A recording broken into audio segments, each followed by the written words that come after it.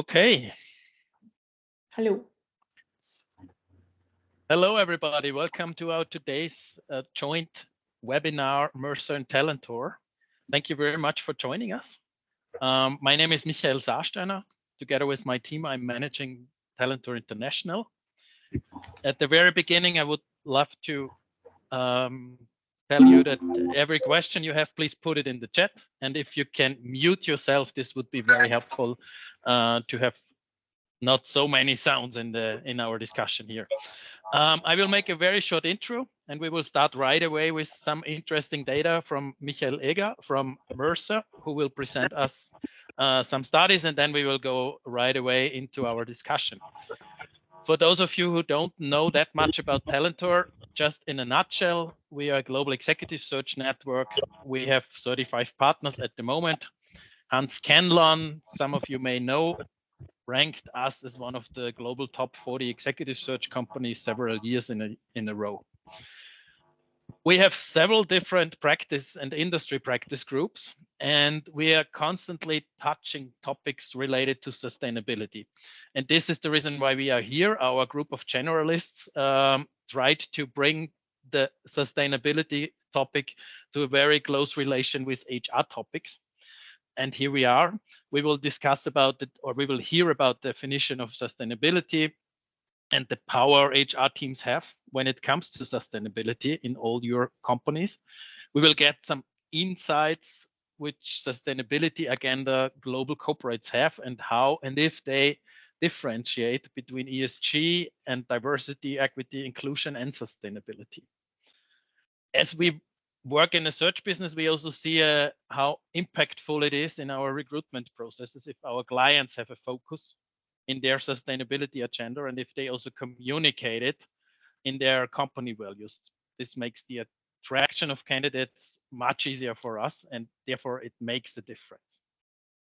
And we also see in a survey we did with around 120 customers in 22 different countries that 64% of these companies are struggling and expect more struggle with their recruitment processes and a lack of sustainability in exactly these processes. So we see only from this small points that this is a relevant topic. Our goal for the next hour is that everybody can take out at least one idea or one learning you can take into your organization. And we hope that we can manage this to give you some added value on this. Representing Talentor, I want to thank Eger from Mercer for contributing and sharing some of Mercer's global talent trends, and for being our moderator today. And a big thanks also to Betty, Jaana, and Alessandro for your contribution to our today's panel. So may I ask you, or may I hand over to you, Michael, and ask the other participants to introduce themselves. And I hope that everybody can enjoy the next hour with some good discussions and some interesting input. Perfect. Thank you very much from Michael to Michael. So my name is Michael Eger. I am a partner with Mercer. I don't know, I guess most of you know Mercer, so we are one of the big HR consultancies. So I guess the only thing we are not doing is search. So that's why we combined it and said it absolutely makes sense to give you some insights on what's going on from our view in the different topics we have all around talent and rewards and HR and transformation and strategy and so on. Within Mercer, I am responsible for what we call people strategies. So there is a lot on retention, on employer attractiveness, on recruiting, on talent management. And I'm responsible for these topics for Europe and UK. But I will bring you some global data for that, because I'm also responsible for parts of our global talent trends study, which we do every year. And this should be the opener for today. I'm really looking forward to you, but I guess first are the numbers, then there is a discussion, and we have great participants for the discussion. So I'll hand over to you to introduce yourselves.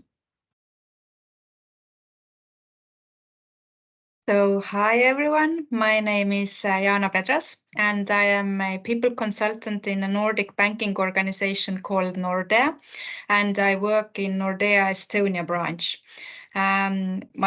My daily role as people consultant is to support leaders, but additionally I drive also the diversity and inclusion area in our Estonian organization, and of course I do it together with our employees. So I am really glad and grateful to share today our experiences and hopefully inspire you to do more of that as well.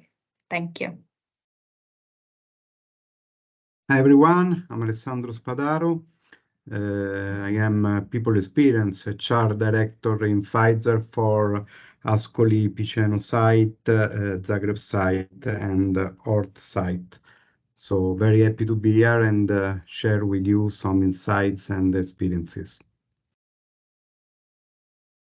Hi everyone, Betty Yerdau, Regional Corporate Affairs and Sustainability Manager for Nestle. I've been with Nestle for almost 5 years, looking after sustainability, which I'll explain a little bit later on. So very excited to be here and to listen and learn, as well as share my experiences with all of you today. Perfect. Thanks a lot. You see a great round. I guess it definitely makes sense to get a start into the topic, and we thought some figures from that mentioned study would be great to start off with that. Maybe just that you understand this study. So it's I mean all consultancies I guess have their study. So we are focusing on HR. So our study usually focuses on people trends and talent trends, but it's important to understand that we asked around 12,000 people, and it's not only HR, it's also the executives, so business C-level executives, and it's also employees from different target groups, so that we can create a broad view on that, also understand where we might have to distinguish between the different views, where preferences are changing and so on. So in particular, the study was very interesting for the last couple of years because we could definitely see the change from before COVID, then the COVID phase, and then after COVID, and what is here to stay and what will change. And for 2023, we got 5 main trends. So, American companies don't only rely on numbers, they create headlines. And one of these main headlines was something around getting back to responsibility and understanding that this is important to get relevant again. So return to relevance was that main trend. And one of the main topics within that trend was sustainability. And what I will present today just is an excerpt on that topic. If you are interested in the full study, you can just maybe use the chat or contact me on LinkedIn because it's 140 pages, and I guess that's far too much for today. So let's just get into 5 slides. If you give me the first one. I would like to start with the bigger picture to say what's going on right now.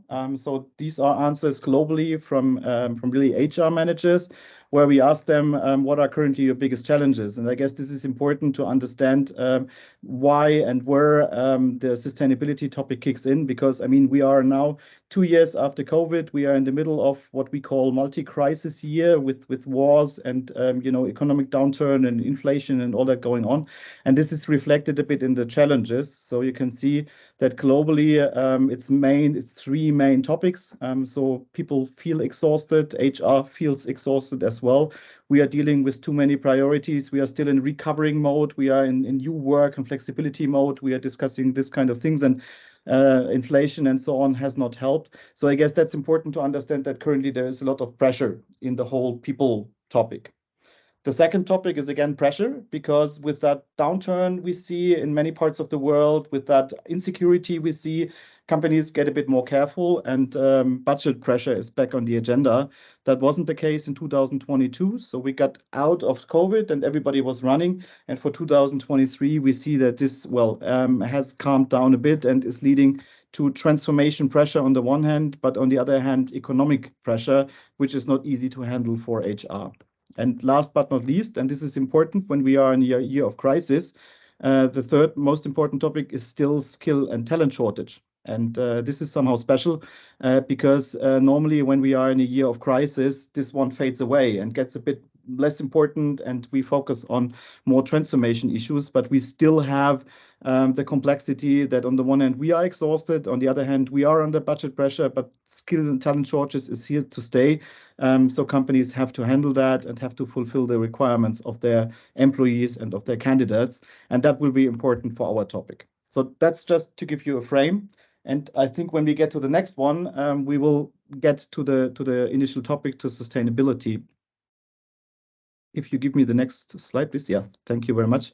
You can see this is directly coming from the study, and we ask, for instance, what is important when you choose an employer, what are the topics, why you stay, why you leave.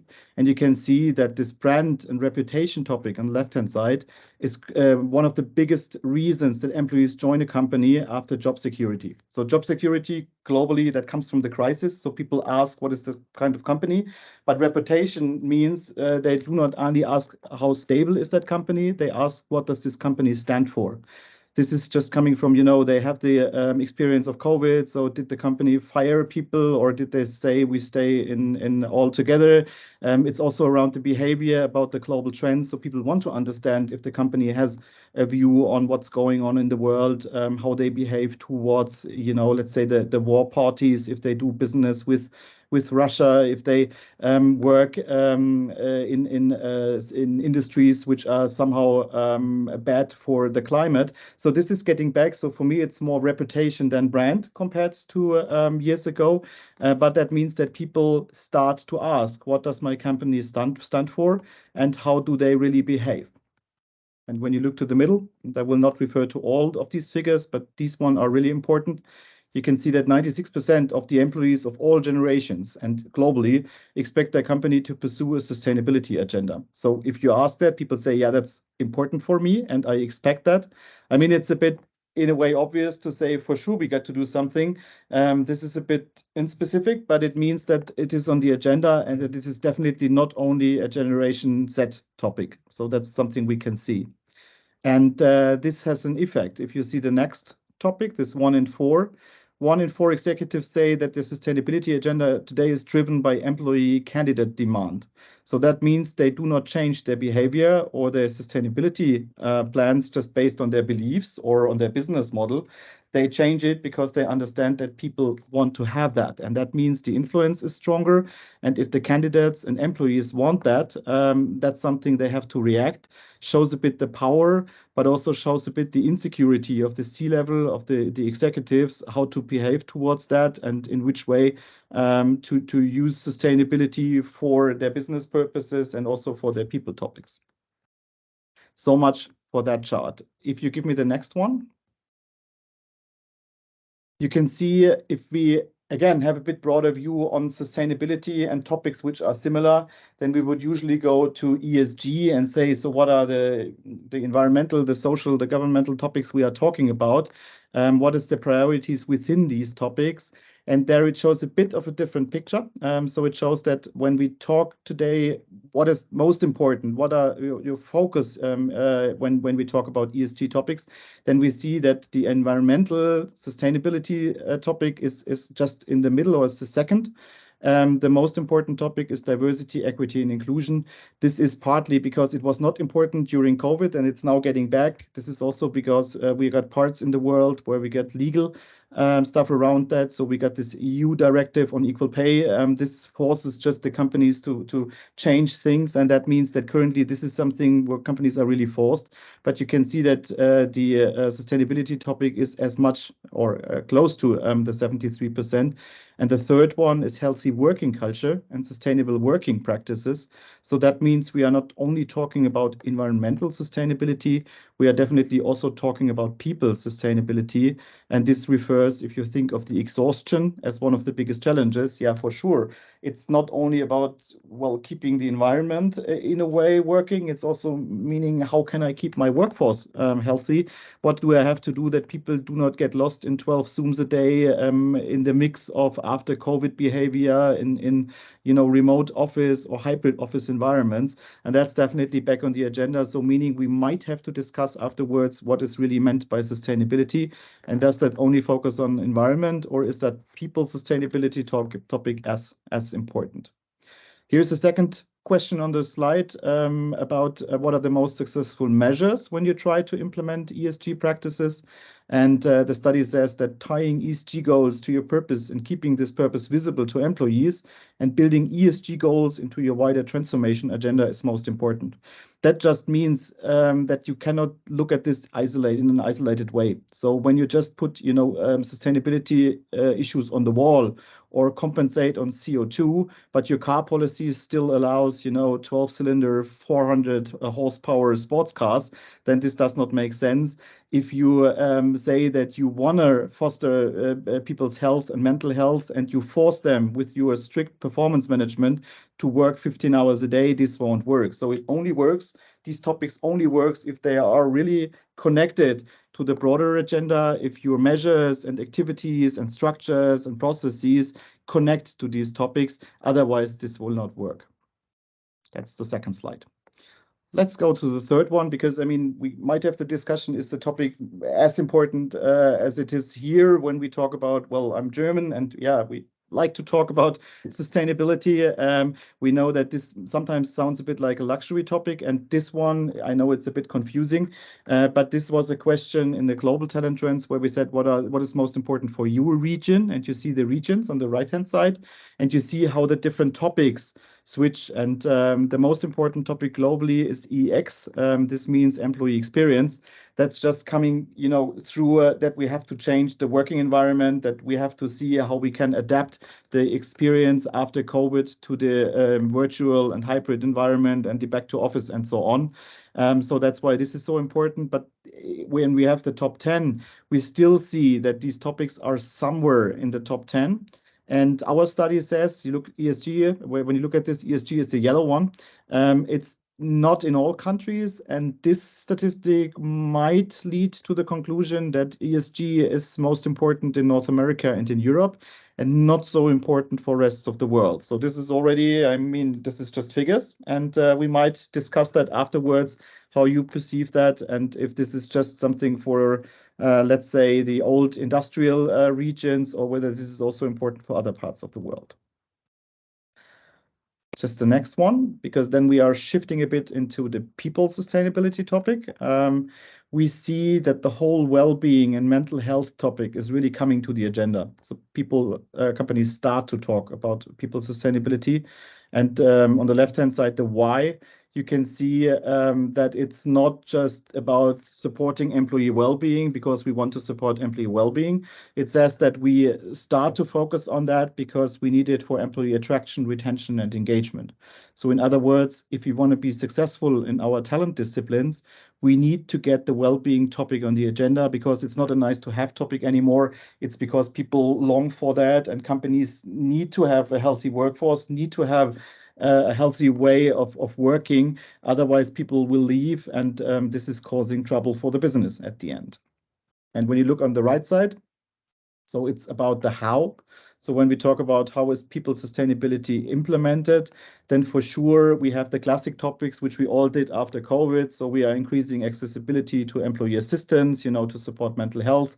We have started to destigmatize mental health, so we start to talk about that. This is also coming from the Generation Z, which we see in the study, that they start to talk about that they say if they are sick. So I'm Gen X. We did never talk about I'm sick, I don't feel well, but Gen Z does it, and that's why we start to destigmatize it. And we also see the 34% on the right-hand side that offering access to mental health apps and so on. So I guess most of the bigger companies have these kind of apps. This is more on the tools side, but we also see the 37%, and this is increasing, designing work with well-being in mind. This is companies understand that this is crucial. So it's not about tools. It's getting more important to design work in a way that you have realistic workloads, that people do not get sick, that people feel connected, that we have a way of working in hybrid environments, in leadership, which forces all of us to be aware that well-being is a topic. So we are really seeing that people management focus gets into redesigning work. And this is important if we talk about people sustainability, that we cannot achieve people sustainability just with tools. It's again all about incorporating that in our processes, structures, and way of working. That as the part on people sustainability. And I got a last one, and then we will get into the discussion. And that is also coming from, again, from the study. And it's something like the final slide of the study. So the study is talking about many measures you could do in people management and companies changing the way of working, companies incorporating new leadership programs, companies starting sustainability initiatives, ESG initiatives, DE&I initiatives. And we were asking, so what do we have to do to get, on the one hand, all these priorities done? And on the other hand, we know that there is a lot of exhaustion and people don't long for more priorities. So it's a bit too much right now in most of the companies. And that's why we are getting back to culture change and mindset. So besides, again, introducing tools to maximize workforce energy this year, we see that the biggest number is on building a culture where employees feel comfortable bringing their authentic self to work. So meaning, whatever we do, and that also refers to the sustainability topic or to the broader ESG agenda, it also refers to changing the way we work, introducing new leadership models, and so on. So we can have the greatest tools, but if we do not create a culture which really tells people that this is something which is not only values on the wall, that this is something where they can really feel it and where we live it, then it will not work. And so at the end, may sound simple. It's all about culture. It's all about mindset. But this is also important for the topic we will talk about. It's not only about introducing stuff, it's also about living stuff. And that is maybe, I guess, a good starting point to end with the slides and to get in the discussion. And as I said, if you have questions regarding the numbers or want more on that, just feel free to contact me. There is a lot of stuff. I promise you more than you can read until Christmas. But let's get into the discussion. And it's great to see you all and get back from that PowerPoint, even if I am a consultant and I feel comfortable when I have PowerPoint as the wallpaper behind me. But I can also live with looking into people's faces. And it's great to see you. And I want to start with Michael Sarsteiner from Talentor. Michael, well, you've seen what Mercer's data says, and I guess what it definitely says is that sustainability is an issue in 2023, and it is also an issue for HR. And I guess that's also something you can confirm from your projects and what you see with your clients. But to become a little bit more concrete, do your clients take ESG DEI serious and have a closer look at candidates' sustainability mindset, competencies, and experience when they are looking for people? So how do you perceive that? Yeah, first of all, I'm really curious, and I hope that people write something in the chat, because I'm not sure. First of all, and you gave a lot of answers already while presenting the slides. First of all, what we see is that there is regional differences. Definitely, there is industry differences. So coming back to regional, yes, a Central European topic, a little bit, and a US topic. We have at least Ken online here from Talentor in the US. I'm not sure if he sees it different, however, but it's regional. It's an industrial topic, so depending which industry sector you are in, and it's a lot about those companies that understood that the company value proposition is so important for many things you mentioned: the well-being, designing work in a sustainable way, the company reputation. That's something we see extremely often, where companies have sustainable topics in their value proposition. It's much easier to find candidates. They're asking for that. So as you said, 96%, sorry, of the employees and the potential future employees expect sustainability in as a topic on their agenda. So companies are sometimes double checking the mindset in this direction with candidates, but not always. I would say, and as I said, I'm curious how others see. I would say maybe 30 to 40% of the companies have this on their agenda. They double check if people have more sustainable mindsets and next steps in their head. If they ask for, I don't know, the company car policy, you mentioned this before, and this is a signal not only for tax savings, as it is here in Central Europe. An electrical car is a tax saving measurement for companies and employees. So yeah, but do people have a real sustainable mindset or not? I would say 30 to 40% max of the projects we do, companies double check. Okay, interesting. I mean, I guess that's a good start to get into the topic, but maybe addressing Betty, we are kind of the middle in the discussion, but one step back. My numbers have been alternating between ESG, sustainability, also brought in D&I, and a lot of abbreviations. What's your definition at Nestle? And maybe what is the interaction between you as an ESG practitioner and HR? Thank you so much for the presentation. I think in the world we live in today, business as usual does not work, and everyone has a role to play, from big corporation, government, to individuals and families. Otherwise, the world we know might not be there to pass on for the future generation. So sustainability and ESG are initiatives that have become very important due to threats of climate change and social and environmental issues. While they're closely related concepts, there is some difference between them. So just to explain, in terms of sustainability is a holistic approach. Sustainability is a practice of operating a business in a way that meets the economic, social, and environmental needs of the present without compromising the ability of the future generation to meet their needs. So this is the definition of the sustainability. It's very broader. It encompasses environmental topics such as reducing or eliminating negative impacts of the environment by minimizing greenhouse gas emissions, reducing waste, conserving natural resource. These are some of the things that are included, as well as, on the social aspect, promoting social equity, diversity, inclusion, and ensuring fair and safe labor practices, and also as well as health and safety and human rights and community involvement. When it comes to Nestle, we feel sustainability is about sustaining or maintaining where it needs to be. So I think 2 years ago, we adopted a new term where we're now advancing regeneration. So regeneration is going beyond sustainability.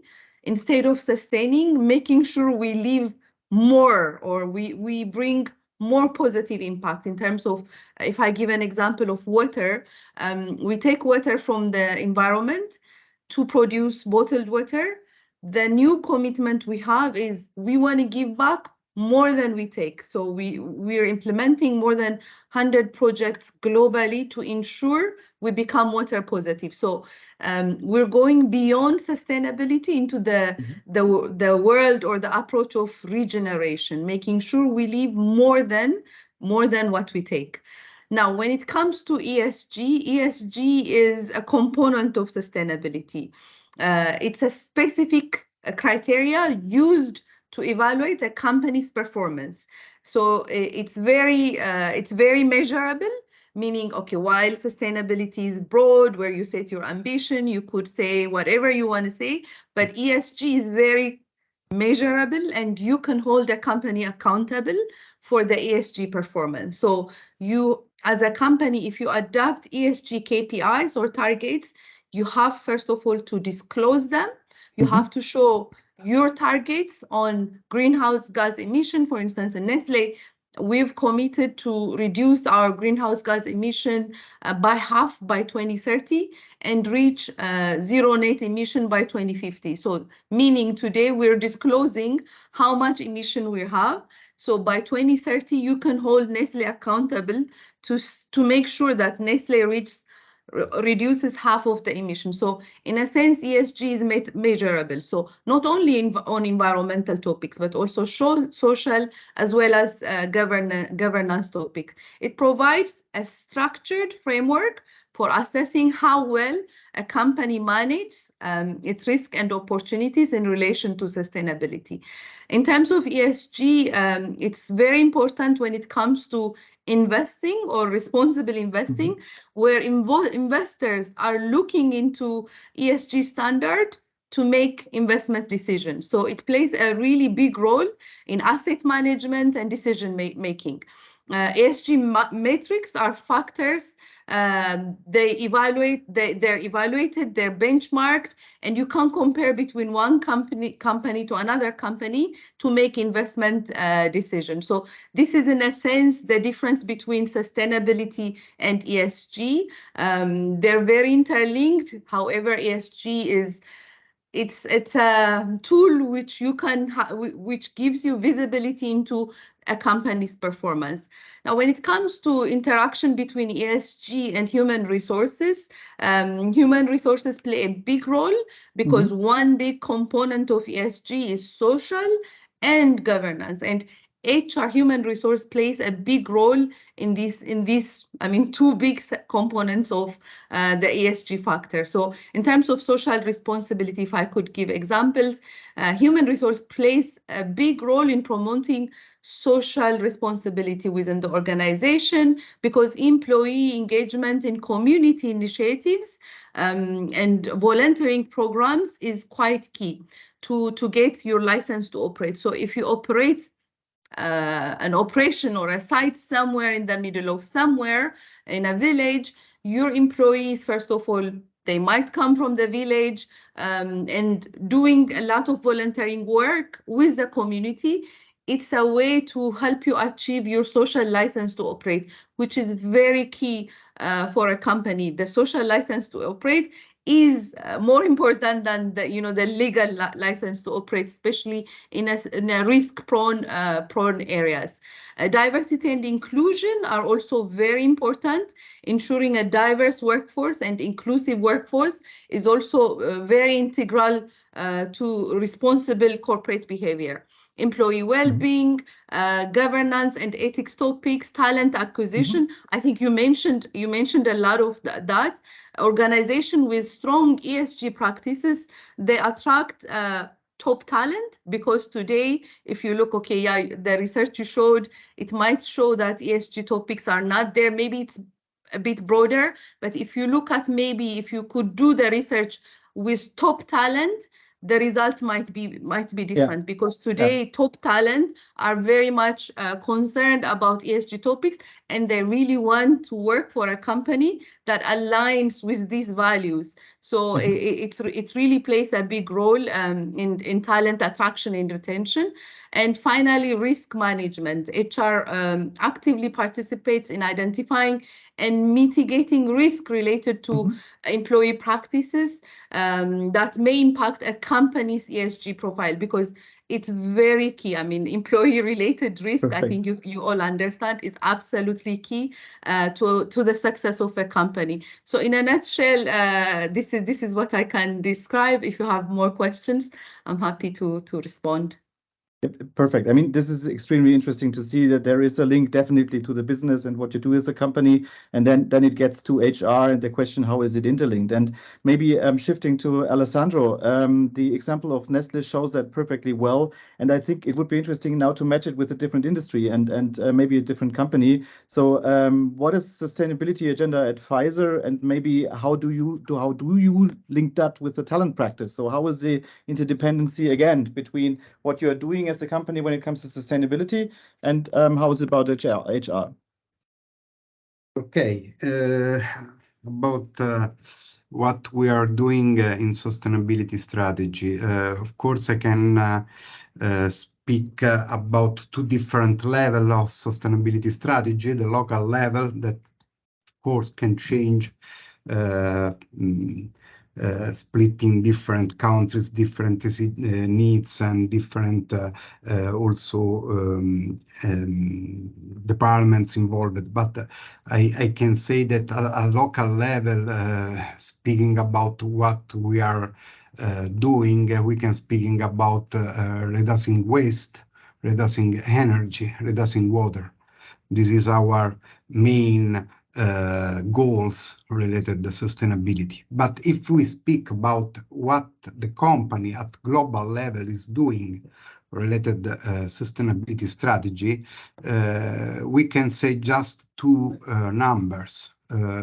Our goal by 2024 is reducing 95% of total emission. So this is an incredible goals that the company has done. So this means that we are living an incredible challenge for our organization. And so you ask me what you are doing about HR strategy and talent strategy.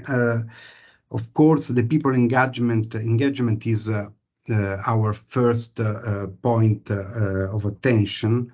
Engagement, our human capital, and allowing people to give their best. This is our goal as HR, and to do this and to try to follow this objective, what we are doing is, first of all, to be focused on our talent, because talent are the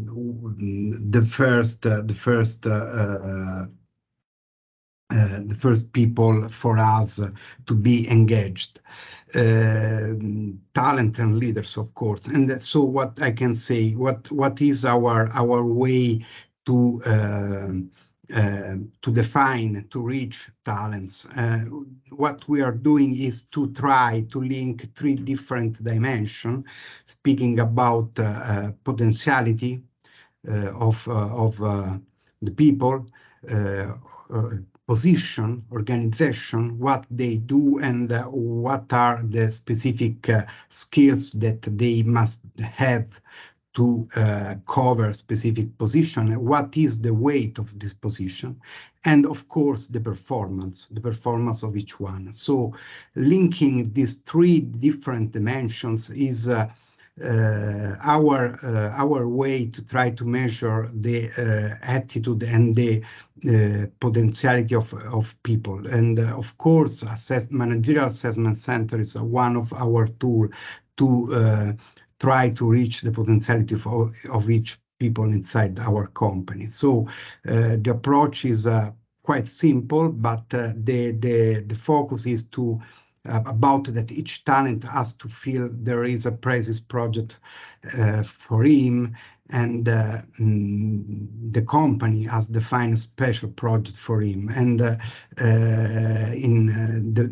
any talent has to constantly confirm this big attention that we give to him through results and leadership. This is our main idea on the topic.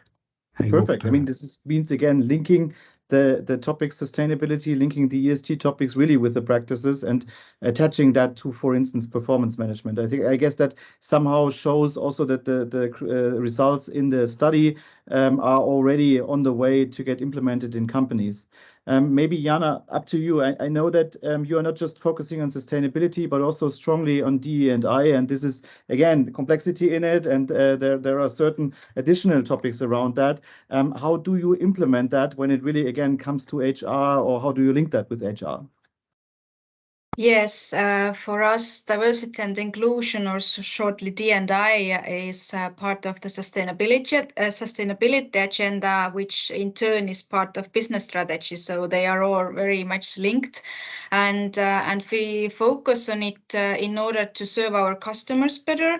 And we believe that as our customer base is very diverse, then they also benefit from having a bank that understands their values and needs and sees things similarly. So there are, of course, a lot of things that I would like to share, but maybe here with a short time, just bringing out some important aspects. So one of them is the kind of clear goals part. So for the D&I area, we have 2 key metrics in addition to several other metrics. And one of them is actually a gender composition, so having both genders represented. And we see that we want no gender to be represented less than 40%. and the target or metric is set for 2025, and on a group level we track that on top leadership levels, and we have to say that we are already almost there, so we are hopeful that we will reach that. But actually all the leadership teams have their data available, so they can actually plan their activities when they are hiring new people. They can see what is the composition and what aspects they should cover. And really it's not about just having a certain amount of people, but it's actually what different perspectives bring to the table, and why the kind of difference of opinions, how it helps us work better. The other KPI that we have is actually employees' response and to a question about being treated fairly, regardless of their gender or gender identity, age, ethnicity, sexual orientation, religious affiliation, abilities, and so on. And this we track in our People Pulse survey. And the D&I questions are asked twice a year. So again, we are regularly checking up if how people are kind of perceiving that. And we have set the bar quite high. The target is 92 index points, which is relatively high. And I am actually really glad to share that in most parts of the organization, we are close or are meeting the target, but that doesn't mean that it comes easy. And of course, if the results are not that good, then leaders again need to work with the results. Mm-hmm. The D&I in general in organization may sound as something soft, or then again something that is done to serve kind of the purpose of positive corporate reputation or something. But for us, it is really about content and the activities that we do, and about the growth opportunities that we have for our people. Because when I said that we want this to represent also or be visible to our customers, then only if we improve our employees' knowledge and we talk about these topics, then we can do it. And why I'm saying that we are doing it together with our people is because, for example, in the Estonian organization where I work, we have 1,100 employees. They are from 50 different nationalities, so there is a lot of diversity. And from Nordea side, I am the only driver who is working with this topic. So it wouldn't be possible for me to work with it part-time and get good results. So, but our system is built so that it's bottom-up. So basically, employee initiative is important, and employees are given the opportunity to drive different resource groups and come up with projects. And from the company side, we have created a structure that we see is meaningful for us. And we have proposed focus areas such as ability variation or gender equality or LGBTQ+, or cross-cultural or cross-generations and cross-faith. And the main work is actually done by employees based on where they see the need. So, or the opportunity of improvement. And maybe a good example is that a year ago we had a first employee joining an Estonian organization who was in wheelchair, and we had no idea if our work environment was ready for that. So what we did was use our usual practice and say openly that, sorry, we don't know if you will feel comfortable in here, but we are willing to make changes. And we then walked the floors with this person and saw where we had challenges and changed that. So we truly believe that inclusion is the tool that helps us benefit from our diverse backgrounds, and only when we work together with our employees, then we can make the D&I and actually more broadly sustainability aspiration to be practical and meaningful for everyone. Perfect. I mean, it's very interesting to see the differences and also the commonalities between the concepts you present. When I listen to you, it's interesting that it sometimes starts on the top with the business, but you also have aspects speaking about the BRGs and so on, where it comes from the bottom. We had this one figure in the study where it said that I think 25% or so are companies are reacting to what people want when it comes to sustainability. So really listening to the employees or listening to the candidates' asks and preferences. How is that in your company? Is that measured, and do you react to the wishes and preferences of employees and candidates? Just asking openly to all of you. Yeah, maybe I can just continue from here, that we directly maybe don't measure it yet, but actually the reality is that we need and want to take that into account. So both from candidates and employees side, we get these wishes and we discuss it. Of course, not everything is doable all the time, but we truly see that the more we work with these topics, actually the more knowledge and awareness also comes out from the organization. So you cannot kind of greenwash it anymore. You really have to stand behind what you're saying and put actions to it. So we also see that our people are actually keeping us accountable for what we are saying, and of course then we want to find ways how to solve this so that it benefits all of us. From the others? And you set some KPIs for your management, if I understood this correctly. This is a huge step, I would say, at least from my external perspective. It is, yes. Any perceptions from the others? To me, I can say that, of course, we are seeing that in the last years is increasing a lot the attention of our people in this kind of topic. It's incredible what we are seeing, the natural engagement of the majority of people in the organization about this kind of topic, and the interest and the availability also in supporting in different way this kind of topic. Absolutely. Maybe another aspect coming from the from the study, which surprised me a bit, or not really surprised me, but where I'm asking myself if this is really the case, that was this regional component, where we had that this topic seems to be, well, kind of a luxury topic when we see that the US and Europe focus on that, but the other regions don't. Maybe from your perception, knowing that there might be no data, but when you discuss it internally, we are all from global, from international companies. What do you perceive in your companies? Or is there any findings on this at all? I mean, this would also be interesting because I have not seen data on this except what I have here, and that's just why I'm saying, well, maybe the perception might be different, but I would have thought that when companies are developing and there might be a lot of environmental things going on, that this could also be important, or is it maybe from economic point of view that, well, this luxury topic is a luxury topic? How would you see it? I can maybe comment just, I don't have maybe a very good regional overview because we are also mainly present in the European and American continent. So that's not very different from the study. But of course, it's easier to work with these things or easier to put your mind to these topics when your basics are, so to say, covered and you don't have to fight for that.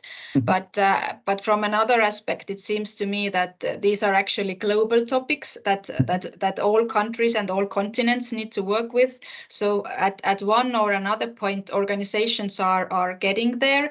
And also we see our customers, for example, working in Africa with topics that are related to sustainability. And this, of course, it's business for them, but at the same time, it is kind of responsible business and not only going there to get big bucks, so to say, but to really solve important topics. So it seems to me that the more opportunities or resources you have to work with these topics, then also the more focus you kind of mind-wise can put to it. And I think that also, again, small companies can do things because it's not only about big resources, but it's more, I would say, about mindset and kind of approach to it. Yeah, maybe just to add, because I'm based in the MENA region. So the MENA region is the most impacted when it comes to climate impact, from water scarcity to, the impact of climate. However, when you look at the maturity of regulation or the maturity of the the public in the knowledge and the sensitivity of these topics, it's a bit behind than the regions, the US or the European.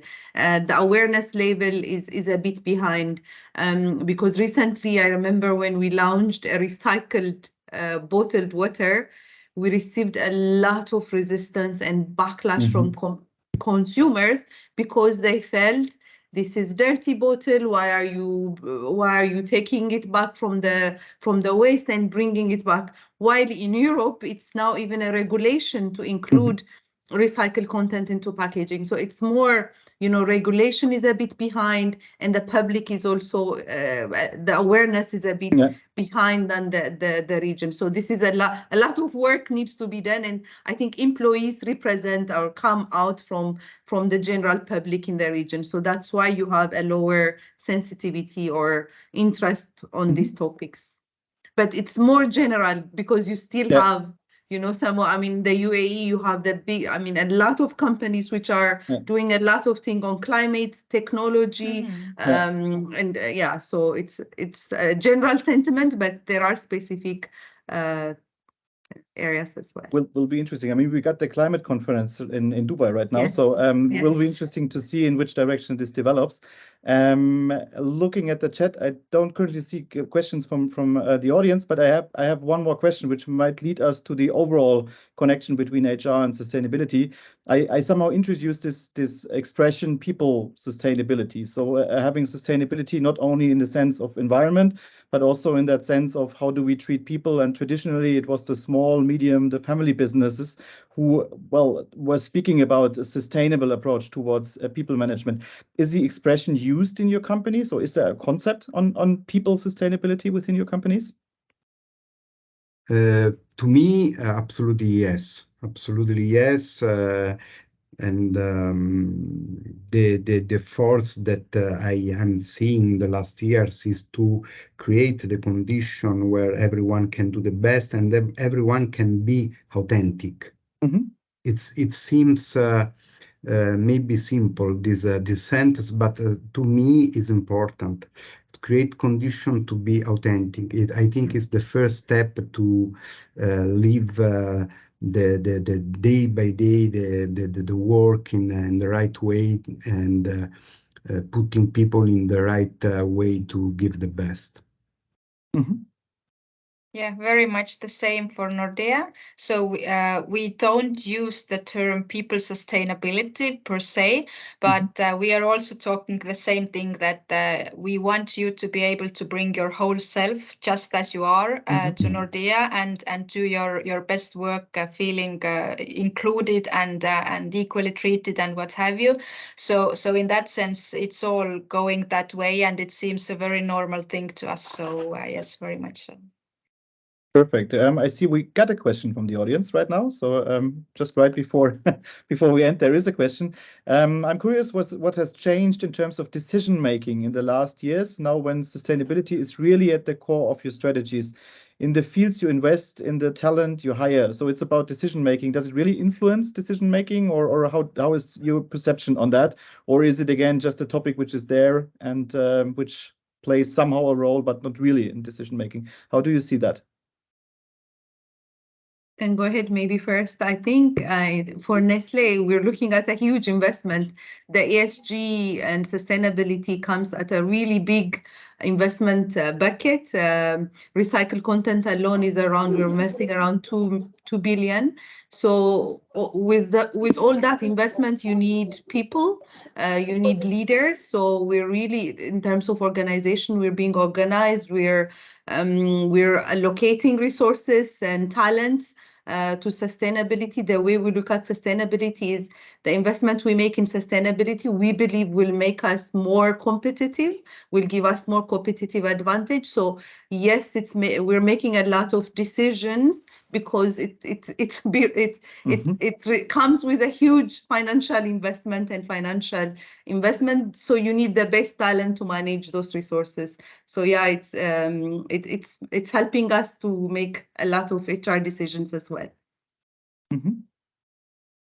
To me, what I can say is quite simple. I don't know if completely in line with the question, but to me, what I can say is that our ambition is to put the right people in the right place. So sometimes people must be supported in understanding what is the right path for them. And so it is exactly what we can try to do, to support them in find the right path. Yeah, and I can also add that in financial sector, the same from business wise, investing into companies that work with sustainability projects, investing into sustainable household developments and things like that. That is a norm, and that is something we very much support and want to be part of. And from the people side, I think we are also trying to attract more and more people who kind of bear similar values, and as in our company, D&I area is very much part of our DNA. So we also talk a lot about this in recruitments, and at the same time also then we probably attract candidates who are interested in that. So that is also kind of a daily conversation that I saw you in this or that event, and I heard you talking about your D&I things, and that attracted me. So I think they kind of go hand in hand, both the business decisions and focuses, and also what people then notice and who we want to be part of our organization. Perfect. I just received one. It's maybe the final question from the audience. It's about the different generations. So having companies with normally at least four generations working for them. So is there a difference between the preferences within the generations? I mean, I can answer it from the study that, yeah, you can see that a bit, but what we see is that the topic, and you have seen the numbers, that is overall comparatively high. So that's what we see, that obviously it's on the mind of people. Nevertheless, I would say that the question often comes more from the younger generation and also decision making. I mean, when we hire consultants, and this is only indirect sustainability, but when I became a consultant, flying with a plane and having a company car was important. Try that today. So that doesn't work anymore. So I guess it's a bit changing. It's a bit changing in generations and also the life cycle people are in. But it's still important from what we see out of the study that this is not only a Generation Z topic. That's maybe what we can see. But do you have other experiences on that?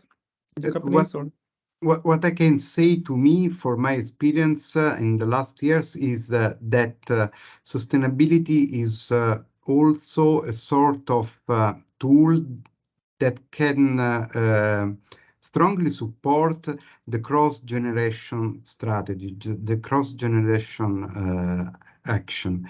And to me, it's very important because it is true that we have several generations in our organization, and it is important that they are their habit in working together and in developing the right relation and increasing their capabilities together. So sustainability is absolutely a good tool. Alessandro, this is a perfect final word for this meeting. Using sustainability as a common topic, which is important for the future of all of us, and maybe for sure the younger generation has more left of that future. But I guess that's really something which is important, and I really like that as a final statement. Looking at the audience, thank you very much. Thank you for your participation. Feel free to also send us questions after that. Feel free to contact all of us. I guess we are all on LinkedIn, so if you get additional questions, you will find us. Thanks, Talentor, for really organizing that. And from my side as a moderator, it was great fun.